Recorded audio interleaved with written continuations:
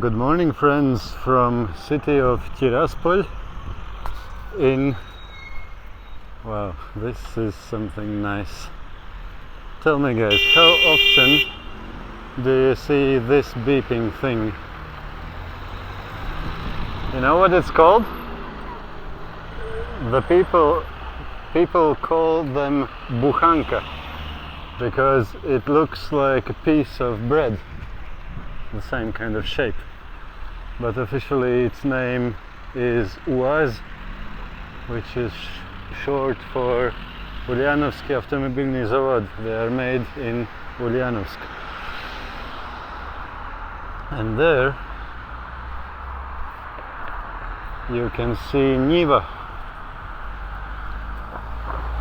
That's a Jeep type of 4x4 car, and it's quite 4x4ish, I can tell you that. Don't judge it by its looks. But of course, as all cars who were made in the same factory in Tolyatti where Zhiguli were made, in the Western world they are known as Ladas, but in the former Soviet Union everybody calls it Zhiguli. So these cars, of course, are not very reliable. And look at this one. I need to let this car pass, otherwise there will be nobody to show you this beauty. This is quite new, actually. New in terms of Soviet Union. It's very end of Soviet years. This car is called Moskvich, which was made in a factory in Moscow. Moskvich means AZLK, that's the proper name. And Moskvich means Moscower, person who lives in Moscow. And these cars were notoriously bad quality, so it's no big wonder that this factory was one of the first which went belly up after Soviet Union collapsed. And that's another Zhiguli. Okay, I got too distracted. I wanted to tell you something else. Well, I see again something interesting. What do you think about this beast? Well, nothing much, yes. Now this one. This is again one of my childhood toys, childhood things. This tractor was called 25er. How do you call it? I don't know in English. The number 25 one. Amazing. The small one, only 2 cylinders, uses very little diesel. Unreliable as all Soviet mechanics. And interesting and full of character as well. Cool. And they still use them. Pridnestrovye Republikansky Bank, Pridnestrovye Republican Bank. Oh, that's the state bank, probably. Interesting. Can I film it, or it's forbidden again? Nobody is saying anything yet, but let's keep moving just in case. I am still in Tiraspol, and this is my last full day here. Well, I think so. I haven't quite decided yet. My plan has been to leave tomorrow early morning with the train to Odessa, but as I don't have to buy a ticket in advance here, I'm still thinking whether I want to leave this wonderful place already, or should I stay one more day and then to leave.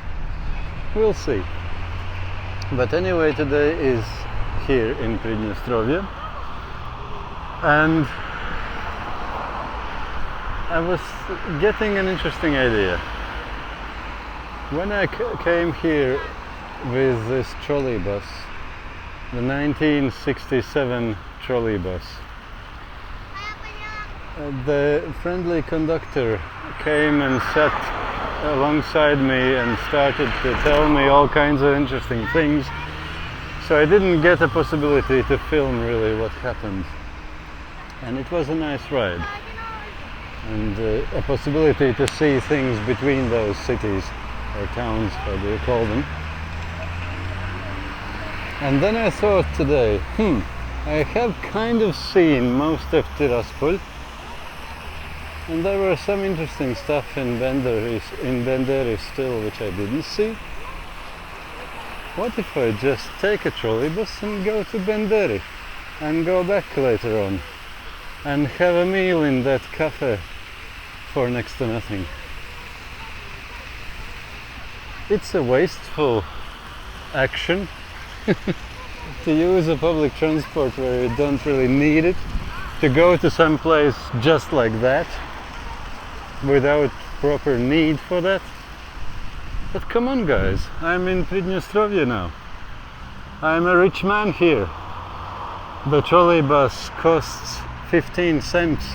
Can I afford it? Probably I can, even with my budget. I can afford just like that to splash. To go there just to see how it looks. To go there to have a meal in a cheap cafe or stolowaya and to come back. Life is good. If you want to have the same feeling, come to Pridnestrovye. Where is the trolleybus stop? It should be somewhere here, I'm guessing, but I don't see. Oh, that's again one new trolleybus, you see? 19.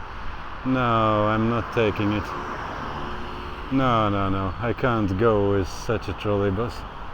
It's not style.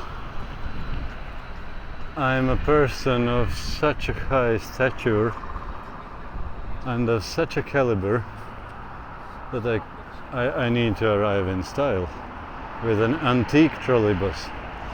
I can't go with this one. And this carriage looks like it is the trolleybus stop, although there is no sign. Interesting. But I'm pretty sure it's the one because I saw that one stopping in the very center near Suvorov himself. Let's wait for the next trolleybus, and I'm sure the next one should be a proper antique trolleybus. Not that ridiculous yellow new stuff which I just saw. I told you there was no sign of the bus stop, the trolleybus stop. I was wrong, you see. There is a sign, and what a sign. It looks like it might be here from the beginning of 80s, if not longer. Wow.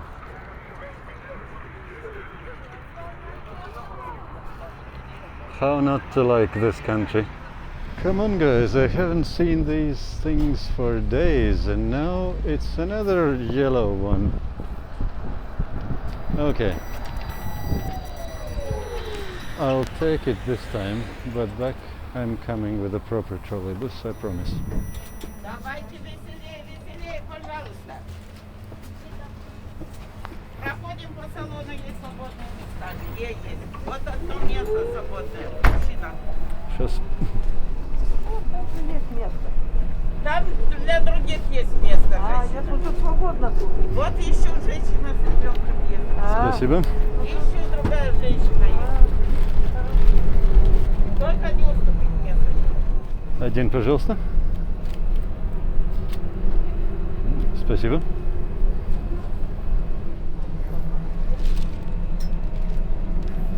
I actually realized what happened. This is a different trolleybus line.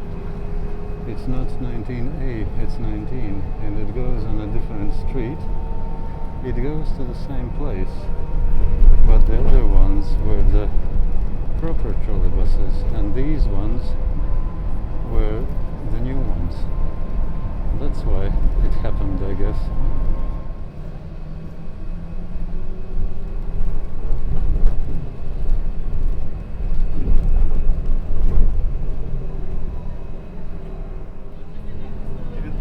Это бендерский троллейбус, ты понял? Бендерский троллейбус, это не может быть наш.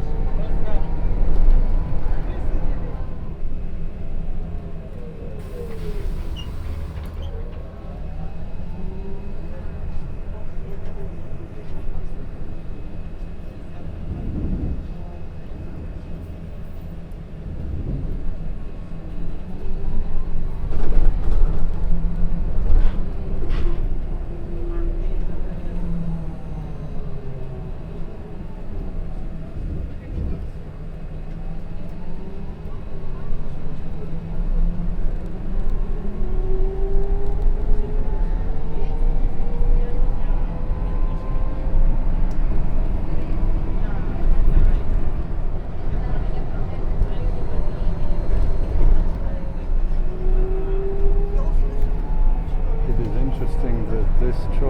is going between towns through countryside. Well, relative countryside. Sheriff is everywhere, as you see. But it's quite unusual. Usually trolleybuses are used only in cities, but here you can see we're traveling through countryside between the cities. And I remembered that I once was taking trolleybus ride from Yalta in Crimea to Simferopol, and that was between many towns and many cities.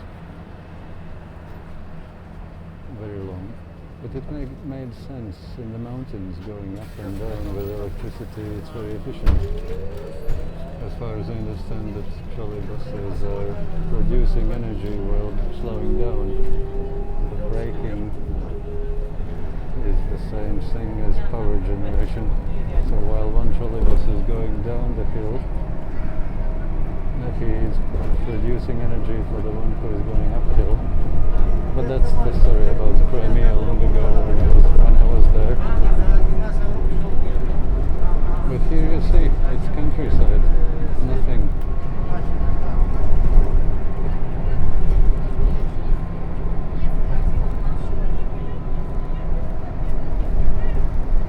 We have exited the city Tiraspol, and we haven't yet got to Bendery.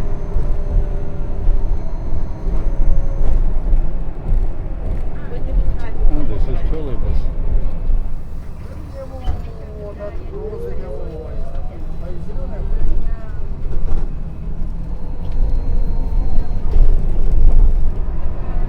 And there in the distance we can already see Bendery fortress, and we will soon cross the river Dniester. That's the railway bridge.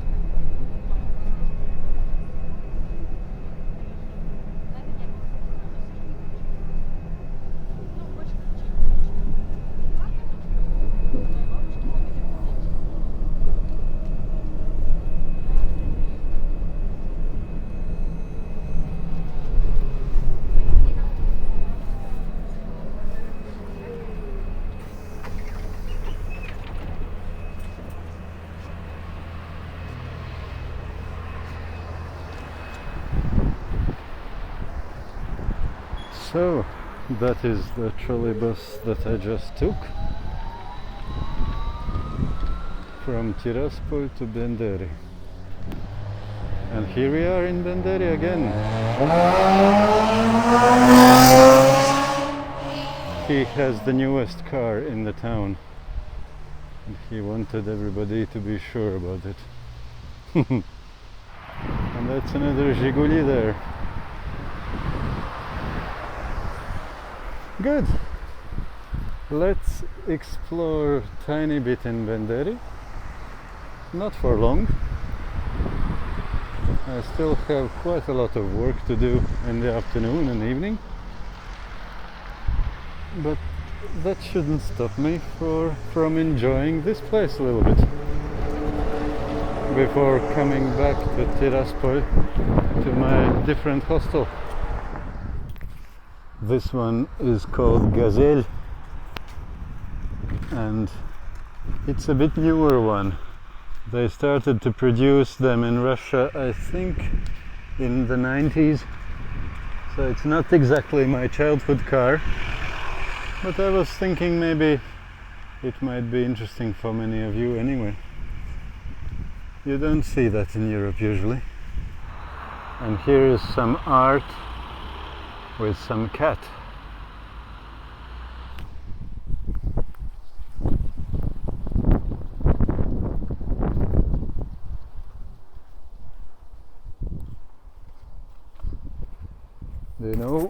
does it mean je? When you see a small house and on one side it is M and on the other side it's Cyrillic je, it means that's a toilet. Je is for ladies and M is for gentlemen.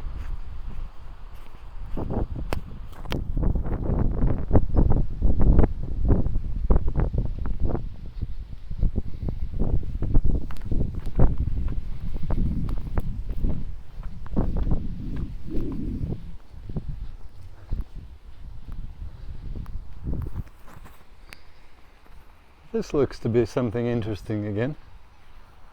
Yeah, meow meow. You agree? Orbita. That's the orbital station.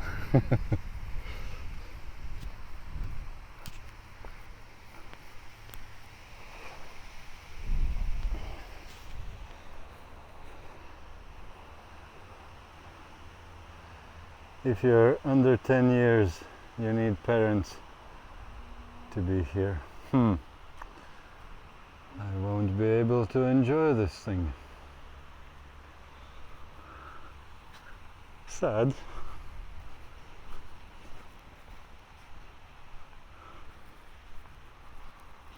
Ah, do you know these things?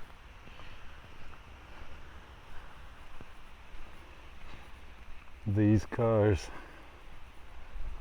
were using electricity which was provided on that grid, that mesh above, and the floor is from metal, so between them two flow the electricity, but they don't have anymore these poles which were touching up there. Yeah. It's a good while after these stopped working.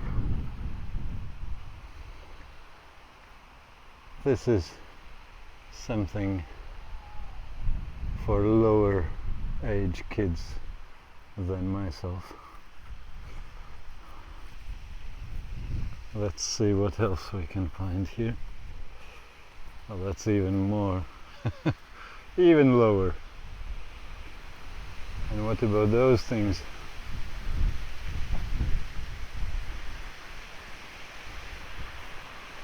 Could we get in there?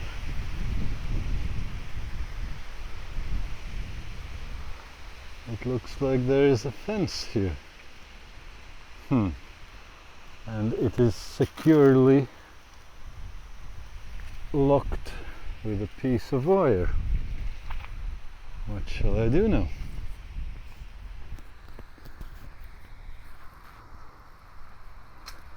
These things look quite tempting.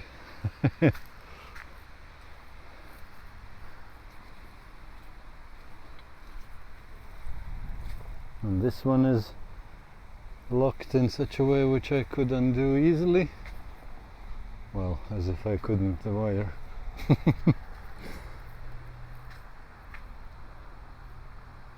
What a huge chain driving this thing.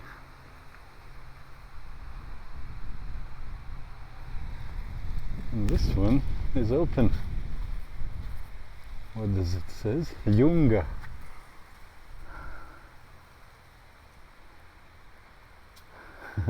It's funny, it's a Soviet style thing. You, like in Western world, you usually write things to attract people. Like advertising stuff. But in Soviet Union, they always wrote things what is forbidden. Everything else is not important. Important is to know what's forbidden. Запрещается. This is forbidden and that is forbidden. By the way, there was an interesting saying during Soviet times that while in the free world everything that wasn't explicitly forbidden in the law, it was allowed, you could do it. While in Soviet Union, everything which wasn't allowed was forbidden. Basically everything was forbidden. And often things were made in such a way that if you are obeying one law, you are trespassing another one, you are offending against another law. So if somebody from above needed to get you in their hands, they would always have some reason. As they said, если человек есть, статья найдется. If there is a person, we can always find a, what do you call it? We can always find a place in the law against which you will be offender and can be prosecuted. No matter what you do, they will always be able to find something for which they could prosecute you. Prosecute you. And because of that, everybody was living in fear, because they knew that their life and freedom completely depends on those who are above. You can't be sure that you are okay in front of law. Okay, that was past. That was as long ago as these things were working, probably even longer. And when these things were built and last time repaired. But the river is nice. I quite like it.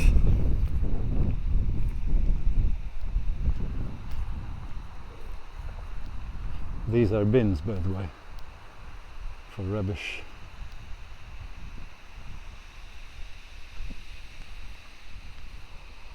Nice.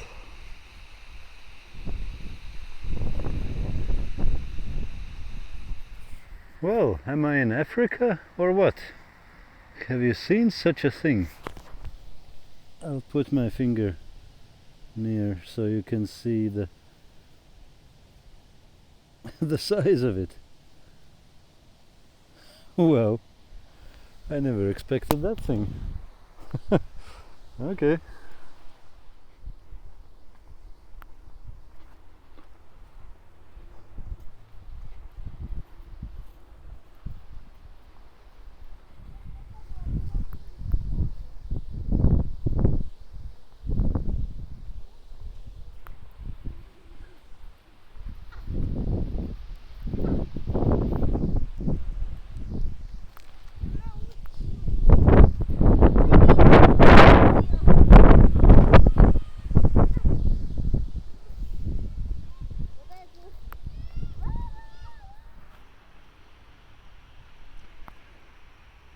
It says that this monument is erected in remembering the Bendery uprising in 1919, which it says that it was a very bright occasion, important occasion in the history of fight of the workers of Bessarabia against occupation of Royal Romania. I wonder what Romanians would say about it, if they would be erecting their monument. In general, we can imagine. It's like small kids when they're fighting in their sandbox. When something happened and the fight broke out and you ask what happened, one of them says, "He was attacking me first." And the other says, "No, I did it because he was doing that first to me." And they're both right and they're both wrong at the same time. And the same thing happens with the countries and governments and peoples. And what do you think, guys, about this? Raise your hands, how many of you have seen something like this before?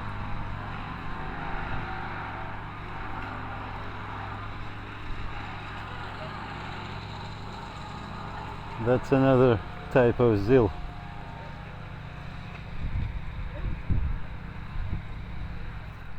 Here's old and new together. And I mean both Ladas. This is from 90s. That's the new one. I mean the last century, 90s. And that's the proper Soviet Lada. Or Zhiguli, as we say. Bessarabia. It's interesting that they write it with A, not E. Bessarabia, I think it should be. But I don't know.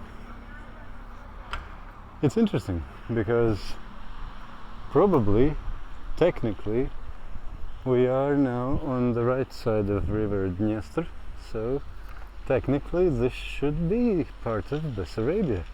Although I understand that Pridnestrovye as such are not part of Bessarabia because it's on the other side of Dniester. Bessarabia, historically, as far as I understand, was part between the two rivers, River Prut and the River Dniester. So most of today's Mongolia, what am I talking? Most of today is Moldova, and the corner of Ukraine, which is between the two rivers. And actually, it's quite interesting because of that history. I understand, I might be wrong, I haven't properly read these things, didn't have time. But I understand that the history of Pridnestrovye is very different from the history of Moldova, of the other Moldova. Because Moldova was Bessarabia, while Pridnestrovye was a separate story, this side of the river. Well, I should say that side because I just crossed it, and Bendery is interesting. It's part of Pridnestrovye, but it is a small corner this side of the river on the right shore. But pretty much all of the Pridnestrovye is on the left shore of River Dniester. And it was separate, and it has very different history from the rest of Moldova. And because of that, I understand that they really feel like they are a different country. And when you talk to people, I have never heard anybody saying that they are part of Moldova. They feel that they are a separate country. They have almost nothing to do with Moldova. And they feel it's a pity that nobody is recognizing us as a separate country. One more marvel of Soviet engineering. This tractor was called the 40er, or I don't know how to translate, number 40. 40 tractor. That was nice. And what do you think about this thing? No, it's not museum, it's a working thing. The same as those ones.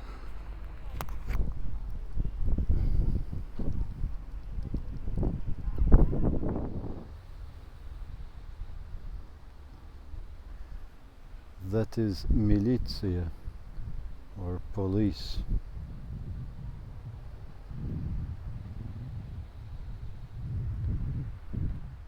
While walking here in the streets in Pridnestrovye, the more I spend time here, the more I kind of get used to the fact that the history and present time is so closely intertwined.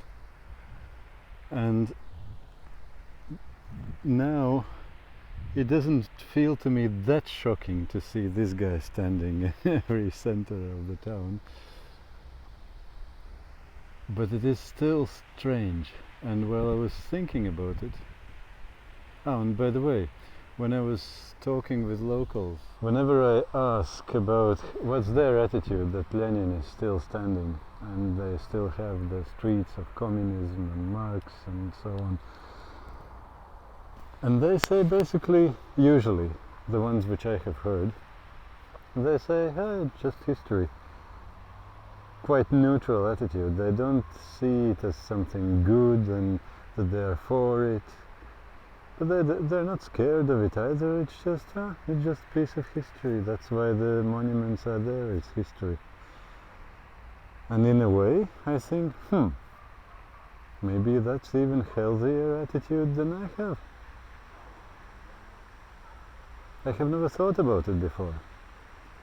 Because growing up in Latvia, we had very clear attitude about everything related to communism, Lenin and USSR. It was never anything positive. Because we Latvians, we had our independent country before communists came. Between the world wars, we were lucky to get independence and to be independent and to have democracy and quite high level of freedom. At the end, during time of Ulmanis, freedom wasn't that high anymore, like it was in many countries during those times, authoritarian times. But the economy was very good and people were remembering those times as something very good. And then the Second World War started. Germans came in, then Russians came in, they changed hands, well, Latvia changed hands a few times, and at the end, Soviet Union established in Latvia to stay, for Latvia to become part of Soviet Union. And while Soviet Union people, leaders, would call it liberation, that they liberated Latvia from fascistic Germany evil, Latvians never saw it that way. We always saw it that one superpower came, drove out the other superpower and took us with them. We wanted to live our lives in our own house as the owners of the house, instead of being tenants to somebody else bigger who owns the house. And because of that, we never saw it as liberation when Soviet army came in. We were even joking that yes, the liberators came in and liberated us. And from what did they liberate us? Yes, also from Hitler, which is nice, thank you, of course. But also, they liberated us from right to private property. They liberated us from money. They owning too much money, so to say. Owning anything too much. If you owned anything too much, you were sent to gulags, because you wouldn't be a supporter for proletariat rule. They liberated us from any kind of freedom. They liberated us from many things. Yes, they are liberators. So with that kind of attitudes, we Latvians saw mostly, pretty much everybody as far as I know, we saw the communist rule. And that's why whenever we saw Lenin and Communist Party and everything, all the things related to communist rule, we always saw them as enemies, as intruders, oppressors, unjust, evil power, which hopefully someday we somehow will get rid of. And I remember, I thought I might share it with you. I hope it's not something too crazy to share. I remember in the end of 80s, beginning of 90s, when the glasnost and Pridnestrovye times came under Gorbachev and more freedom came, as soon as Gorbachev gave a little tiny bit of freedom to people, people immediately started to, how do you call it? Politely saying, asking more for more freedom, and it was a huge emotional times in many countries, especially Baltic countries, Latvia, Estonia, Lithuania, and I remember I was standing in that live chain through the 3 countries, from Tallinn to Vilnius through Riga, and it felt like all the citizens of those countries came to that Via Baltica road, and we were standing, joining hands in a live human chain from Tallinn through Riga to Vilnius, as a sign of unity and unviolent, what was the term in English, the thing which Mahatma Gandhi was doing, non-violent, forgot the term, but you know probably what I mean, resistance kind of thing, but there was some other term, I think. And during those times I remember we were all longing to see Latvia free again, and when it happened, people were greeting each other in the morning saying, "Good morning in the free Latvia," and it was quite emotional times. And as about Lenin, I remember thinking and longing for the times when one day no town would see any Lenin in the center anymore. And I remember there was a small town, and we were as tourists there, we were just traveling, and there was something crazy happening that morning. Whole town was shocked, because what happened was that during night, nobody knows who did it, there was a Lenin's bust, like a bronze one, not like this from stone, heavy one, but the bronze one, which is lighter.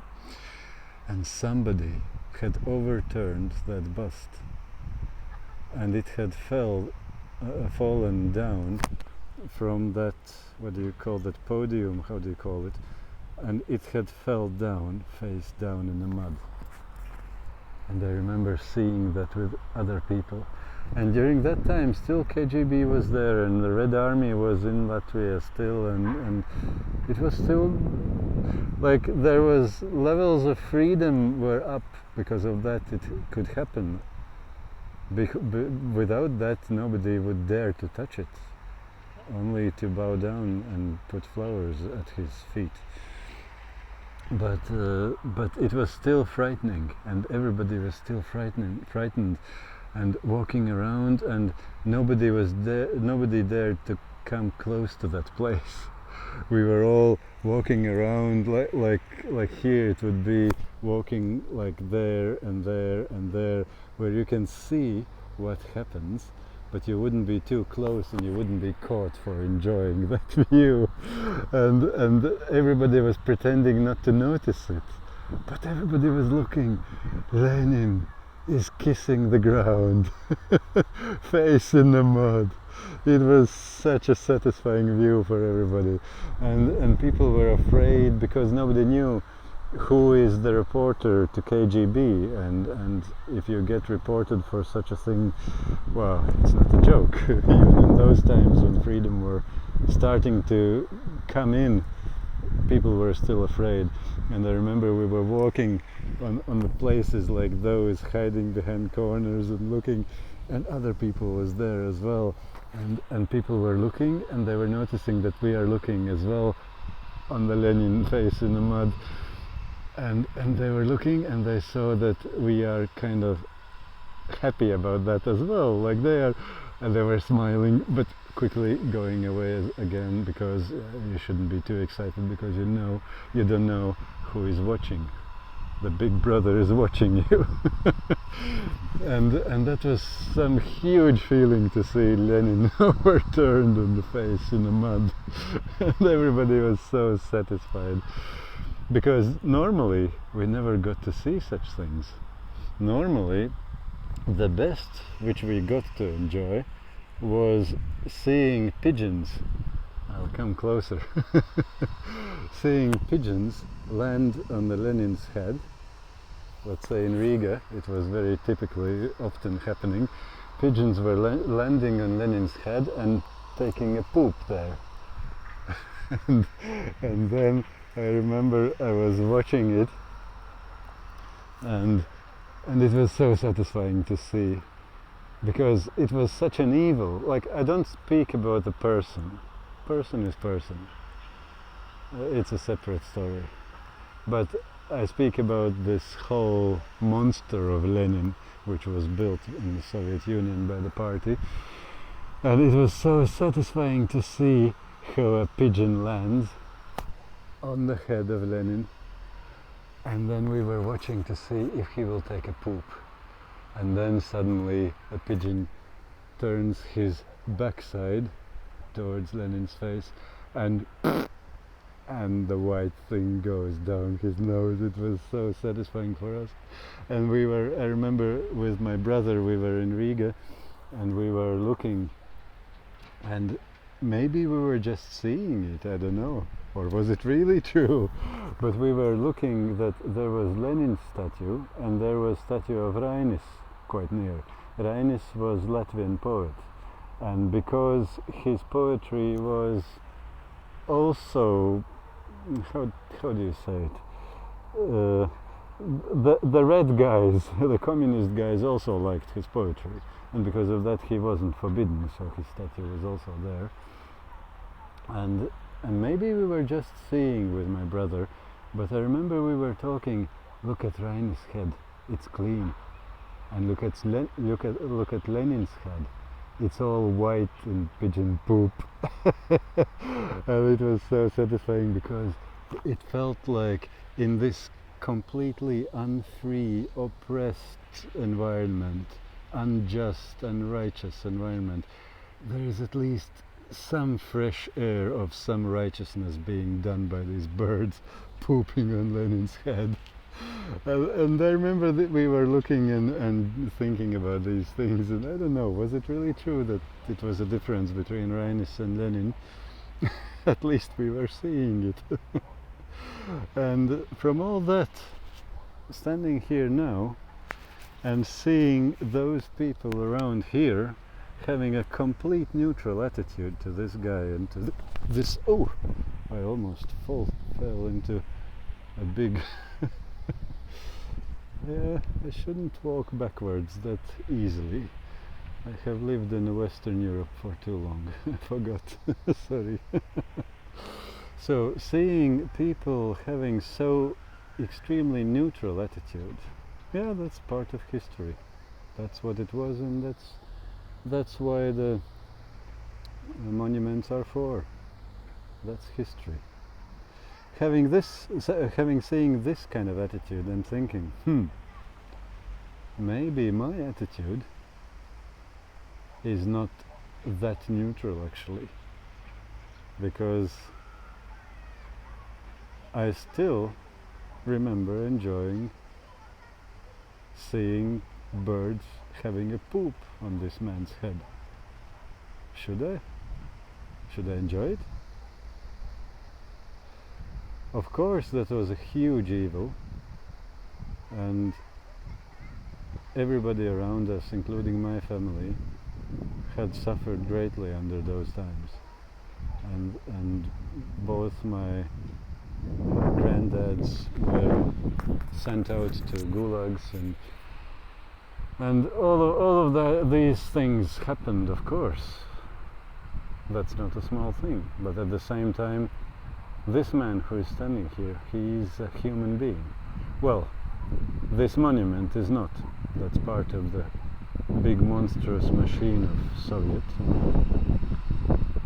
But I was just catching myself at the idea that I'm hating these men as well. Should I? They are made from the same stuff as me. That's something new for me to think about it, because I have never thought about it. I was just happy to see it away and got rid of it and be free without these guys. I'm still happy not to have Lenin's statue wherever I live. But at the same time, I shouldn't be hating those people, no matter how much evil happens through them. So let's release this hatred and let's be free. Let's be even freer. So that were my funny memories about the history of Lenin in Latvia and in my life in general. If you found it useful, good. If not, don't watch these videos and don't subscribe to my channel. Don't dare to do it. A lot of life going on here. Interesting. Maybe somebody living up there or there or there, who knows, is regularly throwing out something edible for these guys. Why would they be so happily congregated here otherwise? What do you think, Doggy, about these cats? Is it okay that they're sitting there? You don't speak about these things. Probably you thought I'm an agent of KGB which will report on you. Oh, there are 3 doggies there. He thought that I will report on him if he will say any opinion which might not be in unison with Communist Party.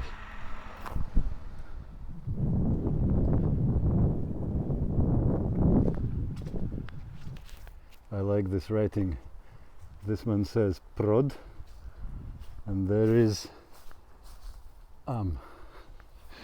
Obviously these doors were on the opposite sides before, and then it says Prodam and the phone number. So Prodam means I will sell, basically for sale.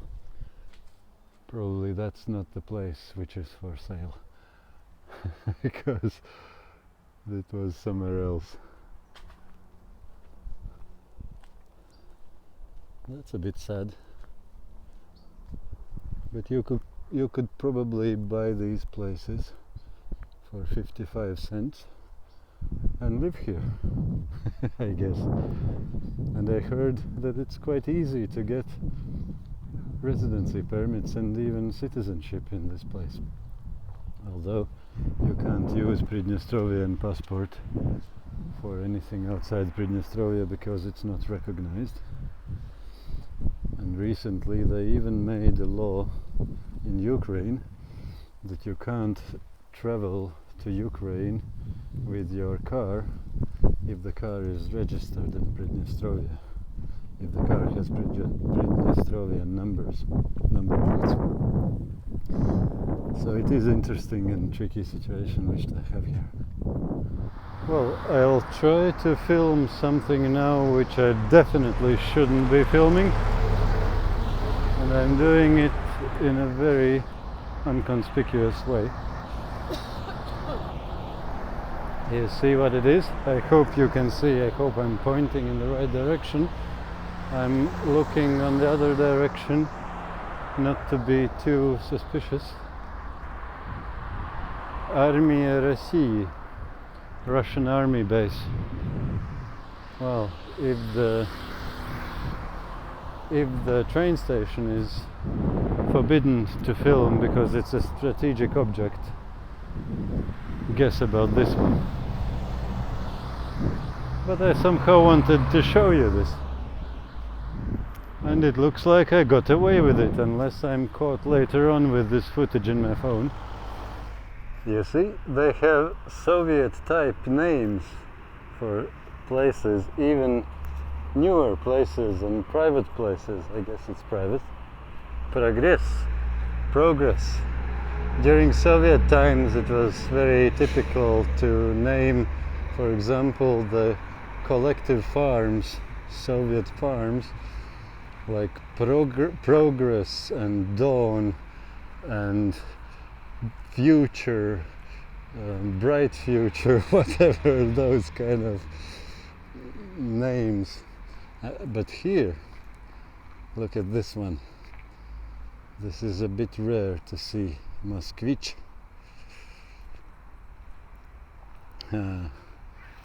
This was my dream car one time in my childhood. And you know what about these things? One interesting story I can tell. Soviet people were not very, how to say, inventive often. Or rather to say, no, maybe more proper way how to say it would be, they chose the easy and simple path. And there was I don't know if you noticed the tractor, the 40er. They took the easiest path, so they didn't, let's say, they knew in Soviet Union nobody could prosecute them for infringing the copyright or anything, that sort of things.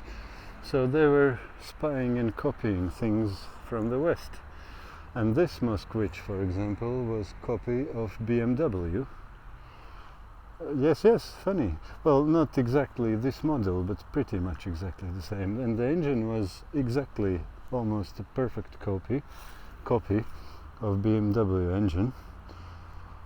And then there, while I'm talking, I noticed there is Zhiguli, Lada. That was a copy of Fiat. And Zaporozhets, which I showed you earlier in Ukraine, in Kiev, that was a copy of NSU,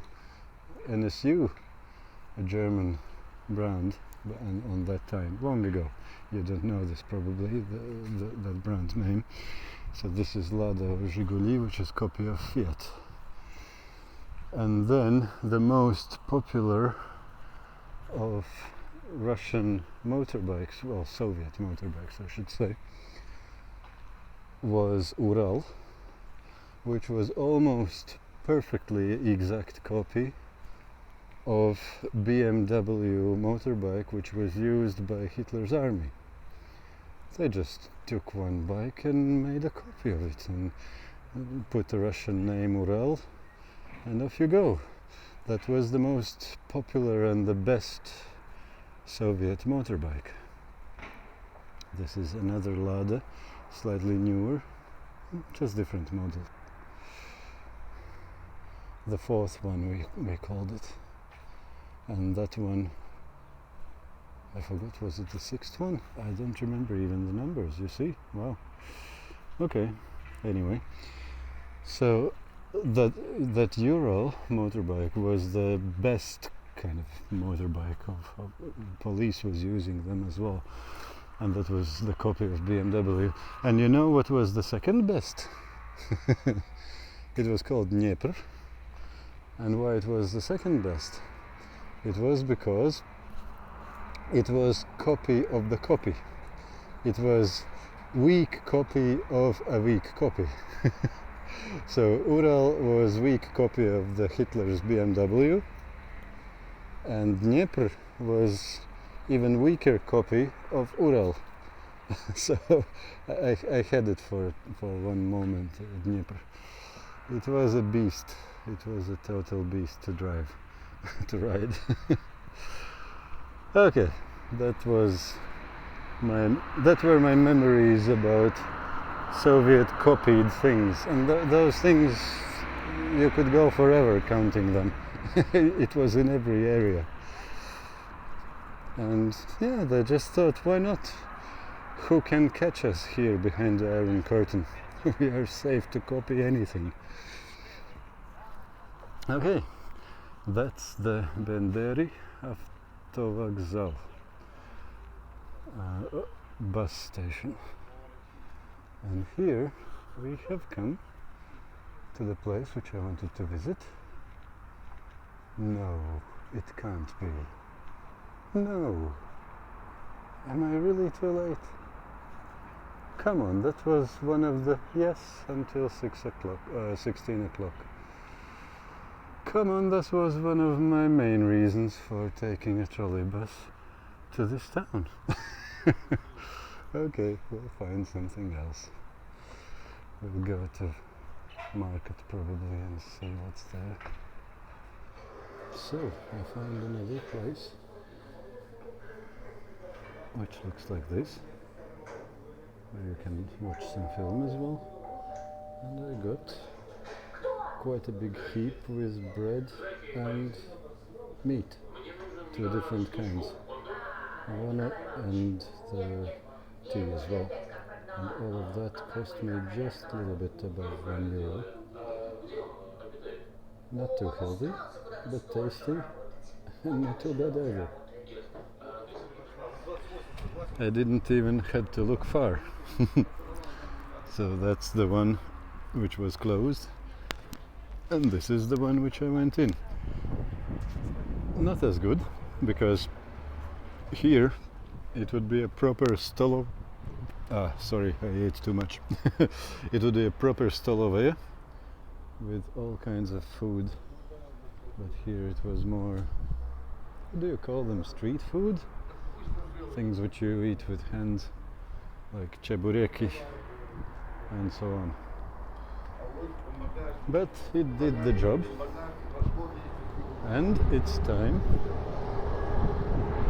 to look for my trolleybus and go back to Tiraspol and check into my hostel, which will probably be a story for another video.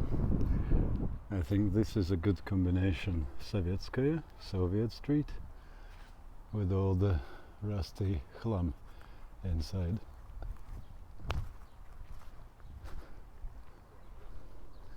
Well, it does what it says on the tin.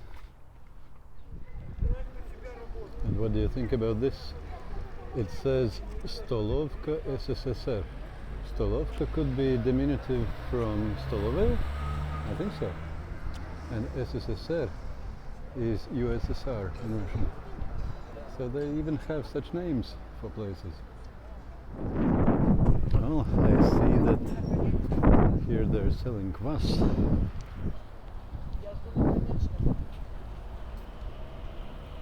Здравствуйте. Вы можете в бутылку залить квас? Там литр, да? Там, получается, по-моему, меньше будет 750. Давай. Сколько будет? Сейчас.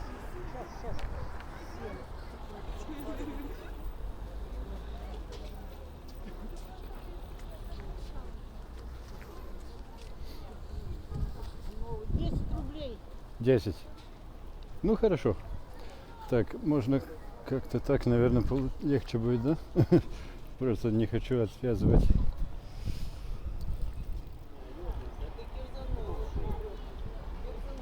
Как вообще жизнь в Приднестровье? Я первый раз здесь. Нормально. Сейчас. Еще квас у вас? Есть. Нет? Есть. Давайте мне один маленький. Сейчас вот эту бутылку налью в этому парню.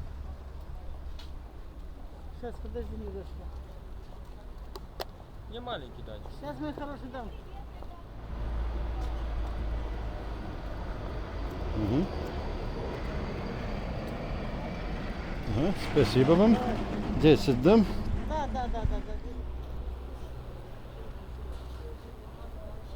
Угу. Пожалуйста. Спасибо вам, хорошего дня. The lady was selling kvass, which is like non-alcoholic beverage. How can I call it? It's quite nice actually, but the problem was that my belly is completely full and I couldn't buy just a glass of it as they were selling, and I asked the lady, can she pour me into my water bottle, and she could. So that's what I did. And this is how the lady is working the trolleybus driver to get these, what do you call it in English, I don't know, but these, for trains they are called pantographs, the things which catch the electricity from the wires. She's taking it away. Or the same way she would be changing it from one set of lines to another. So, now is the exciting part. I have always thought that museums are quite boring, mostly, and very lifeless, how to say. But here, this kind of museum of trolleybuses is something amazing. It's full of life. I can choose them and ride with them, actually go somewhere. And coming here, I took the new one because it seems like number 19 is always with the new trolleybuses. And that was something I shouldn't be doing, but nothing happened. Okay. And here I will be looking for 19A, which are the old ones. These guys from the 1960s. Crazy. And they're still working, and working fine and well. And you can actually drive them. In which museum can you do it? Here it's a real life, not just museum. Isn't that amazing? How can you not love this country being here?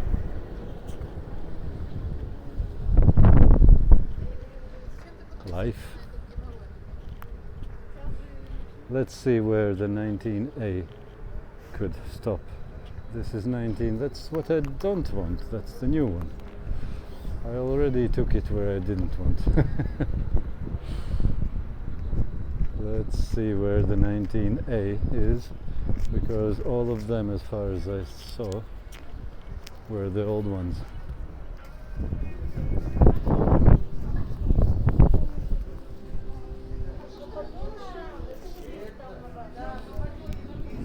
Yeah, the main thing is to keep unconspicuous here. So now this is number 4. I'll need to wait a bit probably. I was asking one lady if the 19A stops here. She said yes, but better ask the dispatcher. And she said these brown doors. Let's see. Is it here? Really? Can't be. I don't think so. Okay, I see. It's behind the brown doors, not in the brown doors. Nice.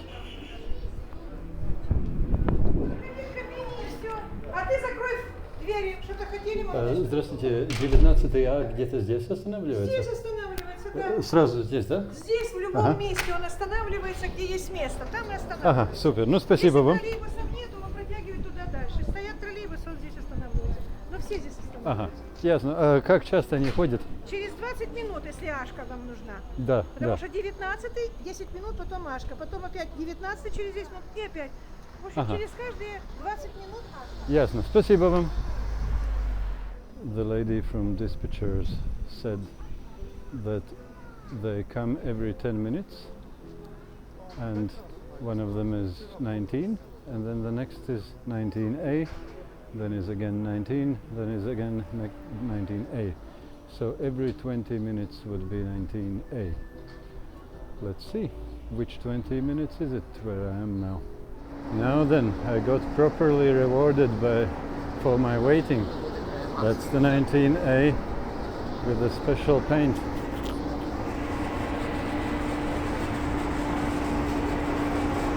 Let's check it out.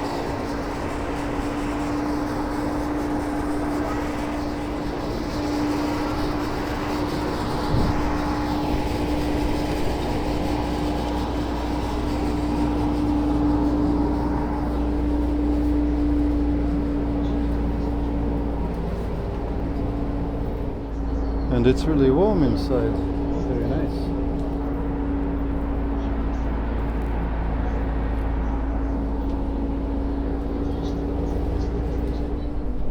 Здравствуйте.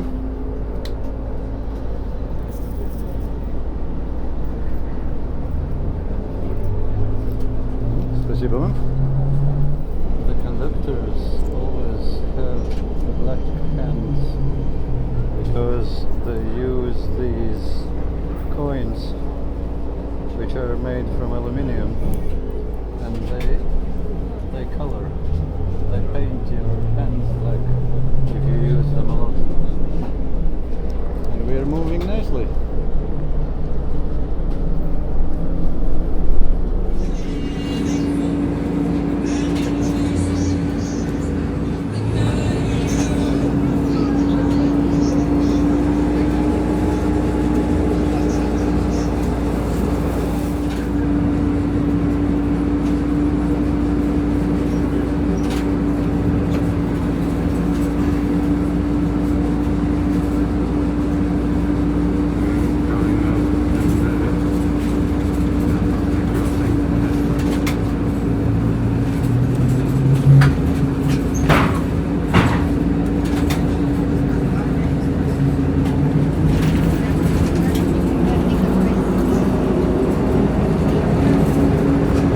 My last view of Bendery.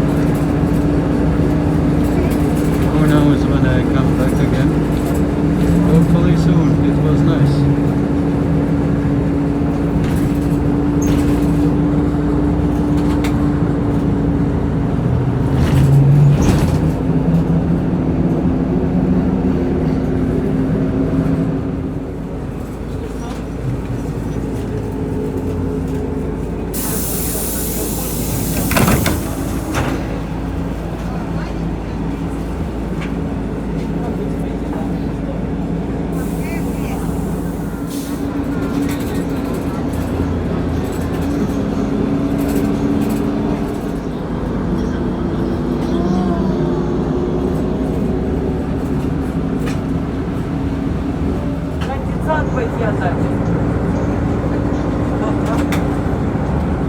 Now we are entering Tiraspol.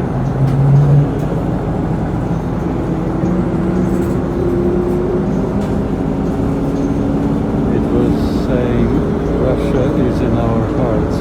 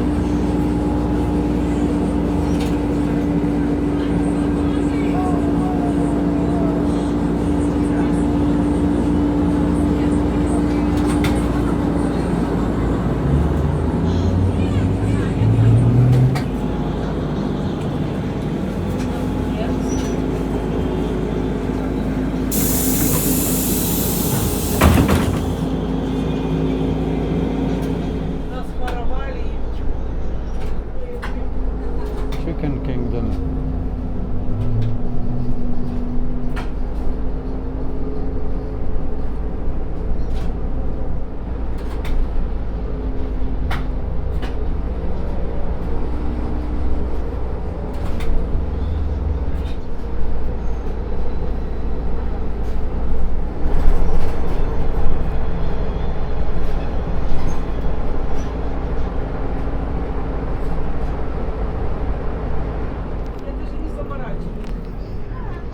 The next stop is mine.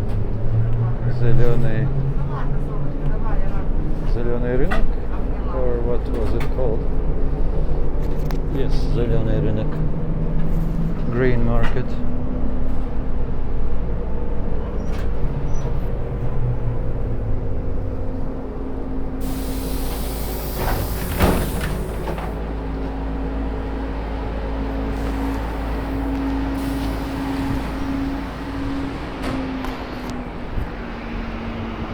That was the beast which took me here.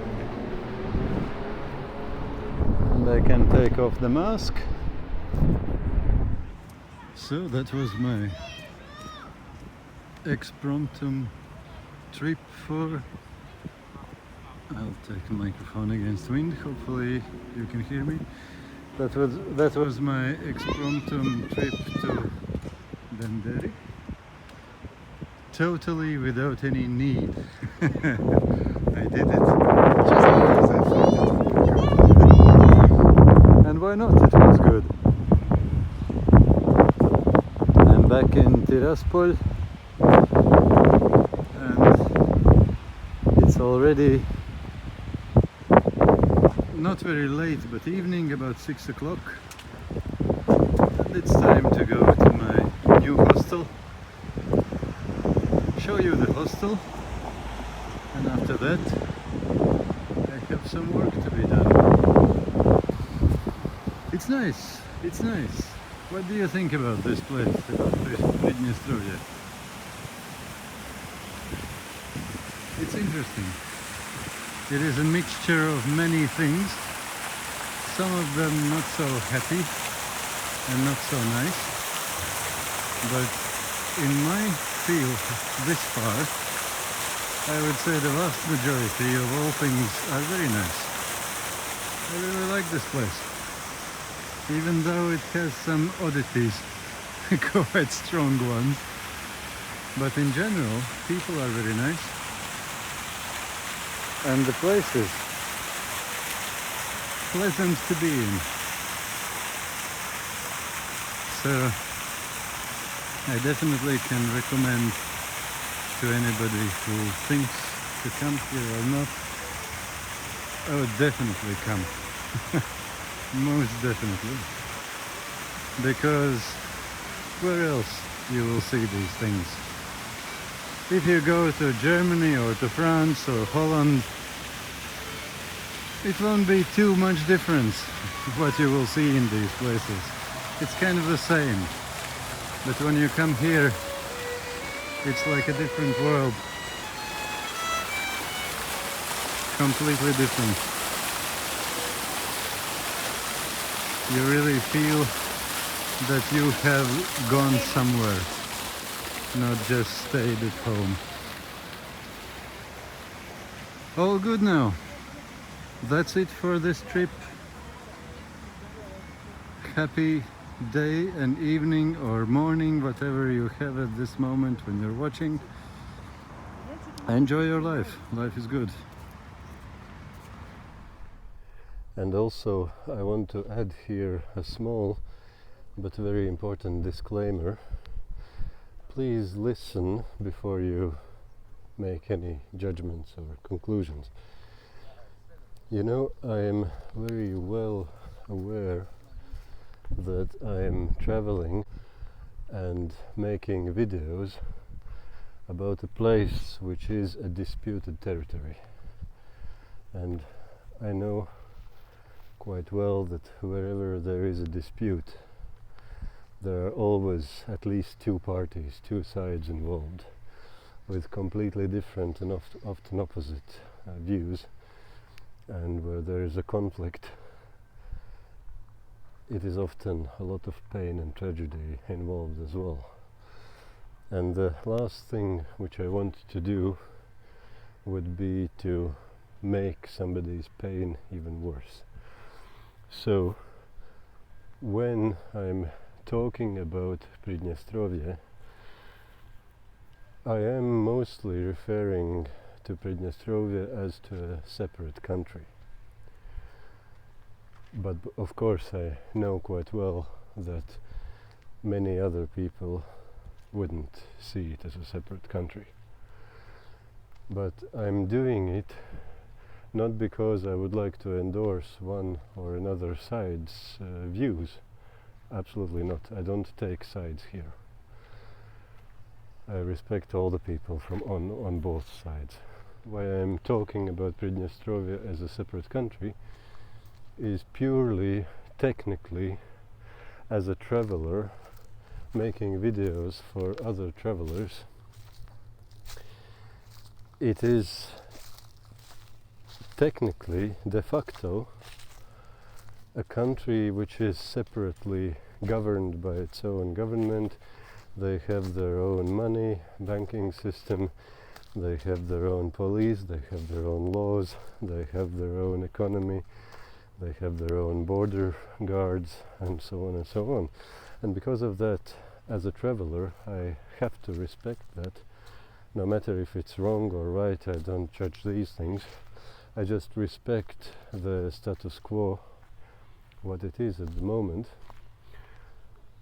and the situation that if I want to travel here and if I want to recommend this place for other people to travel to, they also will have to respect the place with its laws and border guards and so on. So because of that, I'm technically referring about Pridnestrovye as about a separate country, because de facto it is. Although I'm very well aware that de jure, of course, it's not. Most of the world, except 3 small similar countries, every other country is not seeing Pridnestrovye as a legitimate country, but they see it as part of Moldova. And I don't, like, who am I to judge? Is it right? Is it wrong? Which side is right? Which is wrong? And there are 2 reasons why I am very careful about any kind of judgments in this area. One is that in general, as a person, I don't want to call any other human being in any derogative terms. Like, I have heard that Moldovan side sometimes, well, maybe I have misunderstood it, maybe I have misheard, but that's what I kind of hear, that Moldovan side would see Pridnestrovians as separatists, even terrorists. Maybe that's too loud word, I don't know, but anything not too pleasant. And the Pridnestrovians see Moldovan side as some nationalistic, knucklehead type, cruel people who don't respect local people's majority who actually live there. And both ways to say it are very derogative to the other side. And as a human being, I don't want to use any derogative terms to any other human being. That's one reason why I don't take sides here, why I don't want to tell that one is right or another is wrong. And there is a second reason, even probably more important, because I know how terribly painful and difficult these things can be. I myself, I am grown up in Soviet Latvia, which was a huge problem and conflict, and I know how it can hurt and how it can cripple people's lives. And you know, who am I to judge about you people, both Moldovians and Pridnestrovians, and any terms I could use to say, maybe I'm using wrong terms even here, I don't know. So if I say something which seems to be derogative or insulting to any of the sides, please forgive me. It is pretty much certain that I didn't mean it. It is just because of my uninformed situation where I just don't know. Even when I make jokes about overgrown pavements or train stations or such things, I could the same way have a laugh about, I don't know, holes in my t-shirt, my own. So I don't mean disrespect to you people, seriously. Why should I? And speaking about the conflict, the dispute, it's obvious that there are at least 2 sides and there is no simple solution. Because if there would be a simple solution, you would have long since solved it. You wouldn't take 30 years in this situation. You would have been long ago solved this problem. So obviously it's not simple. And I know that you dear people, dear Moldovians, dear Pridnestrovians, real people who live in all these areas. I know that you have a lot involved. Like, you have all your lives, you have lived here, you have your livelihoods here. Many of you have lost their fathers in the war in '92. Many of you have injuries or mental tragedies going on and happening, and it is, I can imagine it's a huge thing. And now who am I? I'm just a tourist coming here for 3 days. Come on, I don't know anything. I'm just looking around. Who am I to judge you, either of the sides? And who am I to tell you how to live and which side is right and which side is wrong? I don't want to do it. So I don't say this disclaimer just for legal reasons. It's also really from my heart. I don't want anybody to be harmed by any words or pictures that I'm showing you. What I do want is that people see the place and enjoy the place and hopefully decide to visit the place, because I really enjoy the place, and I believe there are many other people who would enjoy both Chisinau and Tiraspol and all the other places. These are great places with great people and wonderful human beings living. So, all the best to you, and I hope, I took quite a good time to explain these things, but I hope I was able to make it clear and understandable that I'm not endorsing any of the sides. I'm not standing against anybody, and I'm not looking derogatively on any of the people involved. All the best, dear people. All the best to you, honestly.